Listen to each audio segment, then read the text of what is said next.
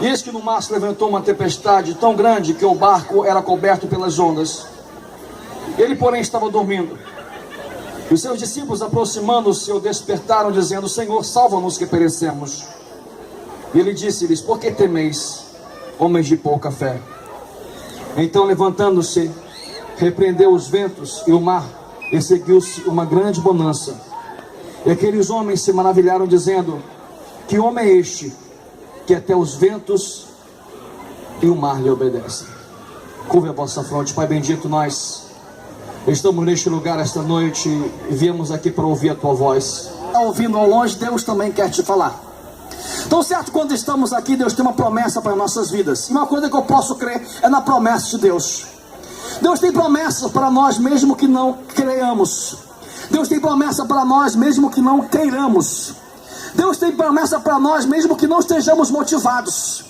Deus tem promessa para nós mesmo que não seja nosso sonho a sua promessa. Eu quero dizer para você que Deus tem projeto para a tua vida. E Deus, Ele tão certo quanto você respira, tão certo quanto você existe, tão certo quanto você está aqui neste lugar ou está escutando hoje, Deus, Ele tem muito interesse em você. Eu gosto de pensar nisso, que Deus tem interesse em mim. Eu gosto de pensar que Deus, Ele se preocupa comigo.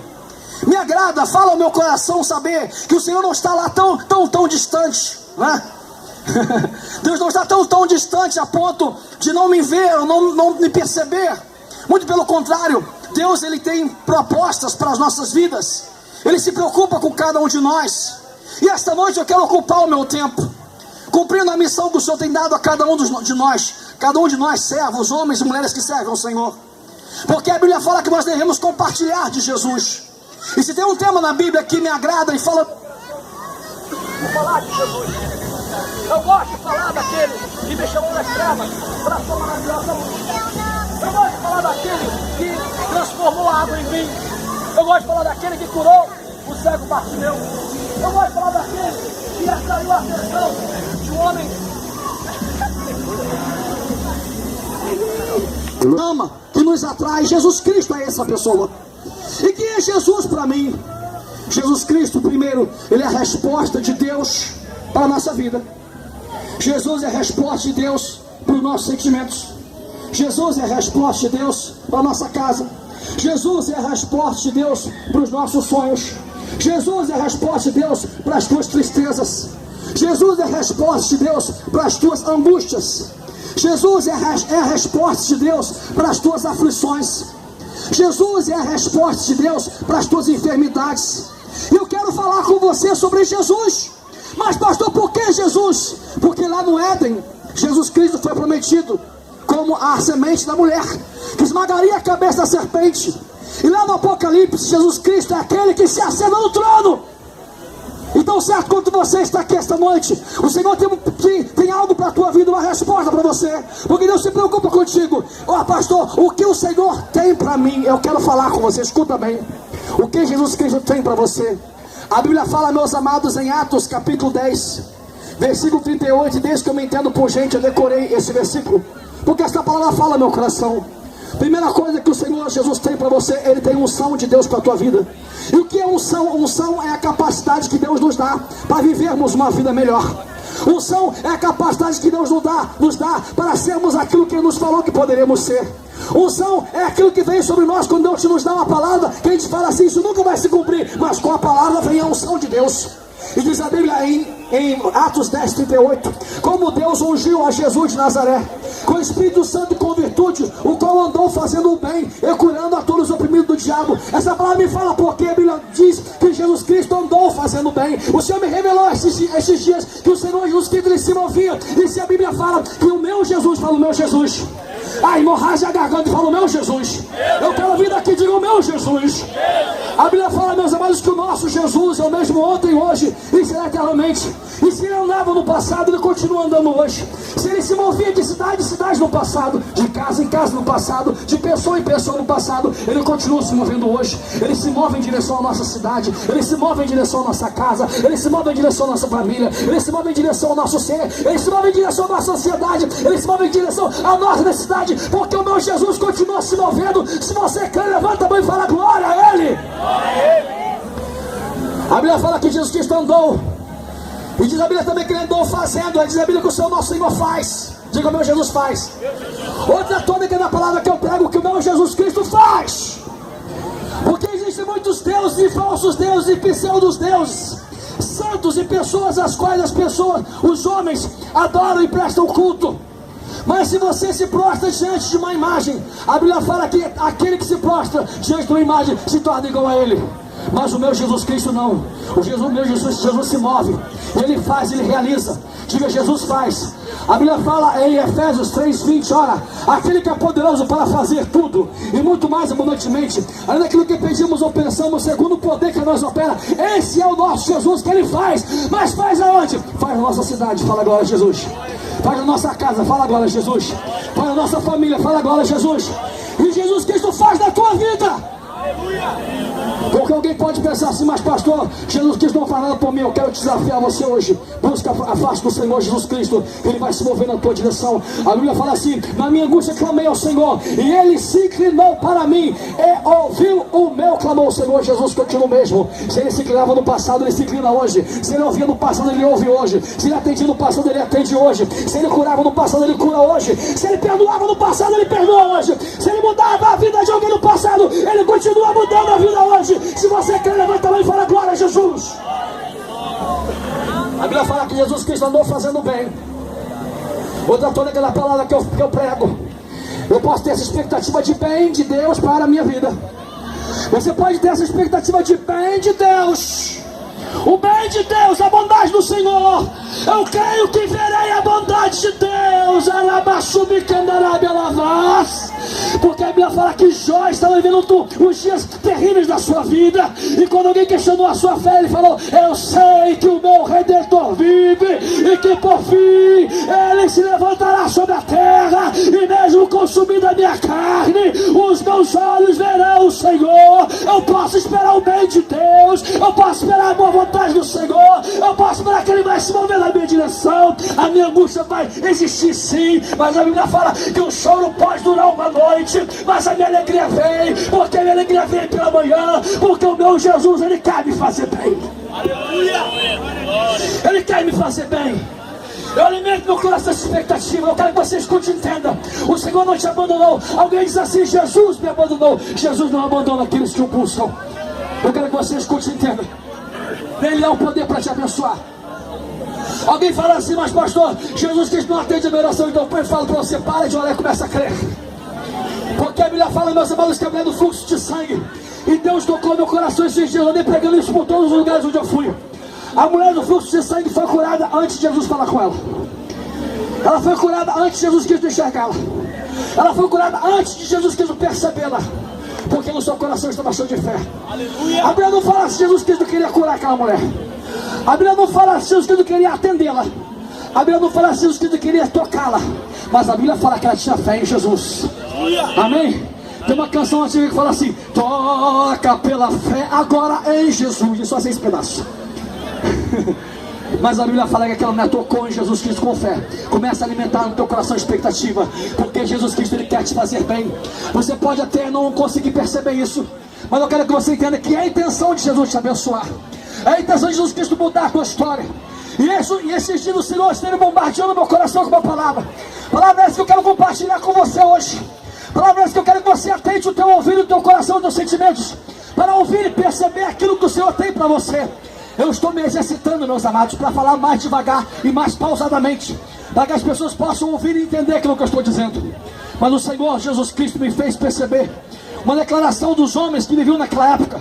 Porque todos aqueles que convivem com Jesus Cristo e começam a perceber os seus sinais e maravilhas, o seu poder e a sua manifestação, começam a concluir esta seguinte pergunta: quem é este? Quem é este? Quem é este? Várias vezes você vê na Bíblia homens que falavam sobre Jesus e comentavam os seus milagres, comentavam as suas maravilhas, perguntando: mas quem é este? Onde surgiu este? Eu quero que você escute isso, porque no tempo onde nós vivemos existem muitas falácias, muitas palavras soltas no vento, e as pessoas não conseguem entender quem é Jesus. Mas eu quero poder explicar para você e trazer ao teu coração esta oportunidade de você entregar a tua vida a Jesus hoje, porque Ele é a única resposta que você precisa. De tantas perguntas que você pode fazer, pergunta hoje para você mesmo: quem é este Jesus? No texto que nós lemos fala um momento onde Jesus Cristo, sendo homem, e ele era homem, resposta de Deus como homem. Pastor, por que Jesus nasceu homem? Porque um ser espiritual não tem autoridade na terra, a não ser que um homem permita. Um ser espiritual não tem autoridade na terra, a não ser que for através de um homem. O diabo, o nosso inimigo, não tem poder sobre esta terra, e nada nesta terra pertence a ele, porque ele não é nascido de mulher. Porque Deus deu a terra aos homens, amém? Amém. A Bíblia fala que o nosso Deus é Deus dos céus, mas a terra ele deu aos filhos dos homens. E para que Jesus Cristo tivesse autoridade e poder nesta terra, ele precisava passar por um útero materno. E diz a Bíblia que ele nasceu de mulher. Para quê? Para que quando ele abrisse a sua boca, ele falasse como homem. Homem que vivia nessa terra e que tem poder. Eu quero que você entenda isso. Jesus Cristo, ele quer que você se posicione hoje como aquele que foi chamado por Deus para ter poder e autoridade nessa terra. Mas Jesus Cristo também, como homem, ele se cansava. E essa palavra me fala, meus amados, que muitas vezes nós nos cansamos. Muitas vezes você se cansa. Você se cansa da religião. Você se cansa da rotina. Você se cansa do trabalho. Tem gente que se cansa dos sonhos. Se cansa de lutar. Se cansa das expectativas. Se cansa de sonhar. Homem se cansa. O ser humano se cansa. A pessoa sente o peso. A Bíblia fala que Jesus estava cansado e estava no interior do barco dormindo. Eu quero que você entenda que o fato que narra essa palavra de Jesus Cristo está naquele barco não impedia que a tempestade viesse. A tempestade veio. O vento soprou forte. O mar se agitou. Eu quero que você escute essa palavra e perceba isso. Porque hoje você está neste lugar e você diz assim: pastor, o vento está soprando forte na minha vida. Eu estou sentindo o meu barco sendo agitado pelas circunstâncias. Eu quero que você entenda que não foi Jesus Cristo que deu origem àquela crise, mas foi Jesus Cristo que acalmou aquela crise. Você está em crise familiar, você está em crise existencial, você está em crise financeira, você está em crise na tua família. Eu quero que você escute e entenda: não foi Jesus Cristo que deu origem a essa crise, mas é Jesus Cristo que vai dar fim a essa tempestade. Quem quer, levanta a mão e fala glória a Jesus. Porque não foi Deus que levantou os gigantes Golias, mas foi pela mão de Davi que Deus fez os gigantes cair. Eu quero que você escute e perceba que esse momento que você está vivendo não tem origem em Deus, mas o fim dele terá origem naquele que você crê. Diga: o nome dele é Jesus. Fala: o nome dele é Jesus. Diga: o seu nome é Jesus. Eu estive pregando esse dia a respeito do momento em que Jesus Cristo realizou o seu primeiro milagre. O primeiro milagre de Jesus Cristo foi a transformação da água em vinho.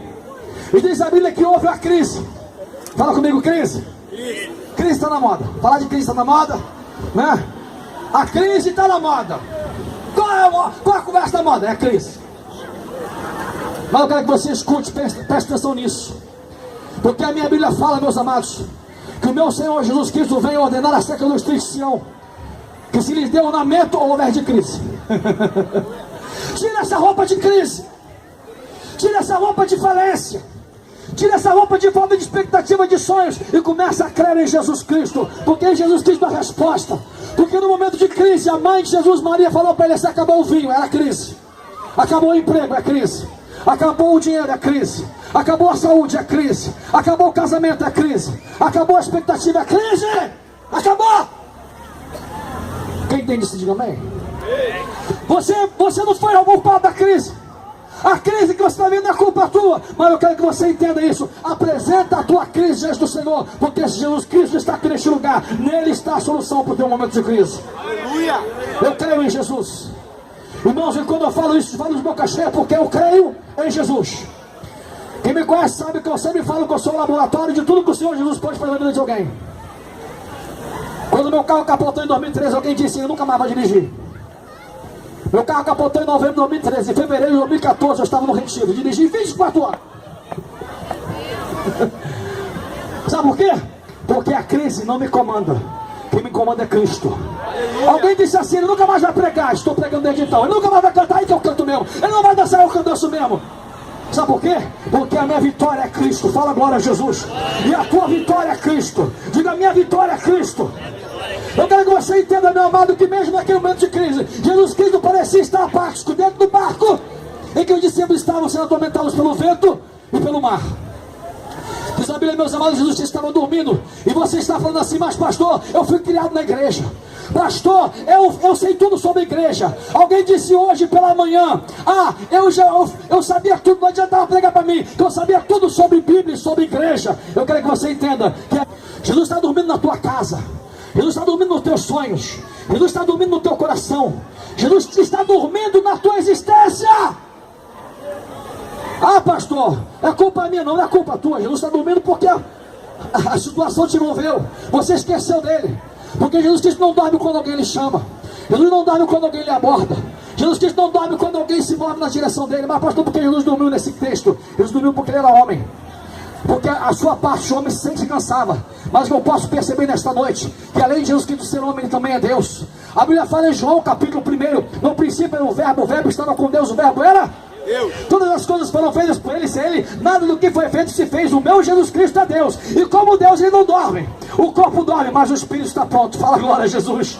Porque a Bíblia fala, meus amados, em Salmo 121: eleva os meus olhos para os... De onde me virá o socorro? Responde: o meu socorro vem do Senhor que fez o céu e a terra. Não deixará vacilar o teu pé aquele que te guarda, não. Isso a meia dúzia que sabe. Aquele que te guarda não tosquenejará. Tosquenejar é cochilar, é daquela batida de cabeça, né? O pastor está pregando animado, pentecostal, pulando, sapateando, você está lá cochilando, você está tosquenejando. A Bíblia fala que o nosso Deus não tosqueneja, não tosqueneja e não dorme. Não dormirá o guarda de Israel, porque o nosso Senhor Jesus Cristo, como Deus, ele não dorme. O corpo podia estar cansado, mas o espírito estava pronto. Eu falo que aquele que tem unção de Deus tem muito de Jesus. Eu fico admirado com o pastor Samanias. O pastor Samanias pode estar cochilando agora da que a Mary está revelando, está cochilando agora daqui a 5 minutos está expulsando o demônio. Assim também era Jesus. Jesus Cristo, amado, estava cochilando, estava dormindo. Mas por que Jesus estava dormindo, irmão? Jesus Cristo não estava dormindo quando Zaqueu estava sobre a árvore. Jesus não estava dormindo, meus irmãos, como Bartimeu gritou. Bartimeu dizia, gritava, clamava assim: meia dúzia. Davi, tem compaixão de mim. Jesus não estava dormindo quando Bartimeu gritou. Jesus não estava dormindo quando Jairo o abordou. Jesus não estava dormindo quando Lázaro saiu de dentro do sepulcro. Jesus não dorme quando você solicita Ele. Aleluia! Pastor, Jesus está dormindo na minha vida, então acorda Ele. Pastor, Jesus está dormindo na minha casa, acorda Ele. Pastor, Jesus está dormindo nas minhas finanças, acorda Ele. Porque quando Jesus Cristo está sendo abordado, Ele não dorme, Ele não cochila. Eu quero que você entenda que o fato de Jesus não estar operando na tua vida é porque você não está solicitando Ele. Clama agora pela fé por Jesus Cristo, que Ele vai se mover na tua direção. Porque a minha Bíblia fala, já disse e vou repetir: na minha angústia clamei ao Senhor, e Ele se inclinou para mim e ouviu o meu clamor. A Bíblia fala que os homens, os discípulos, se assustaram com a tempestade. Eu quero que você entenda que a crise assusta, porque a crise ela rouba o futuro. Eu aprendi a dizer, irmãos, aprendi a pregar e aprendi a crer que o futuro a Deus pertence. Glória, revelação inédita. O futuro a Deus. Mas eu quero que você entenda que o inimigo da tua alma, ele quer te roubar o futuro, ele quer te roubar o amanhã. Ele quer que você acredita que hoje é tudo que você tem, que a crise que você está vivendo não vai passar, que a crise sentimental que você vive não vai passar, que a crise emocional que você vive não vai passar, que esta angústia que você está vivendo não vai passar. Tudo que o diabo quer que você pense, que a crise financeira não vai passar. Mas eu quero que você entenda isso. Quando você começa a crer em Jesus, Ele ressuscita você. Porque a Bíblia fala que aquele que crê em Jesus, ainda que esteja morto, viverá. Aleluia! Quem crê em Jesus, ainda que esteja morto, viverá. Pastor, os meus sonhos morreram, Jesus ressuscita. Pastor, o meu projeto familiar morreu, Jesus ressuscita. Pastor, as minhas finanças morreram, Jesus ressuscita. Pastor, a minha saúde está lá em falência, Jesus ressuscita. Quem entende isso, diga amém. Pastor, minha fé morreu, Jesus ressuscita. Pastor, eu fui um crente pentecostal, canela de fogo, em oração, eu consagrava, eu buscava. Mas agora meu ministério morreu, Jesus ressuscita teu ministério. Porque aquele que crê em Jesus, ainda que esteja morto, pastor, eu dançava na igreja, não danço mais porque engordou, não, porque o meu ministério faliu. Porque eu engordei e eu continuo dançando. Eu já não sou mais o mesmo, posso cantar já. Não, eu sou mais o mesmo, minha vida mudou, mas eu continuo dançando. Eu quero que você entenda que se o teu ministério morreu, Jesus ressuscita, porque aquele que crê em Jesus, a ele que esteja morto viverá, mas solicita Jesus. Jesus não vai deixar a esperança morrer no teu coração. A Bíblia fala com certo homem.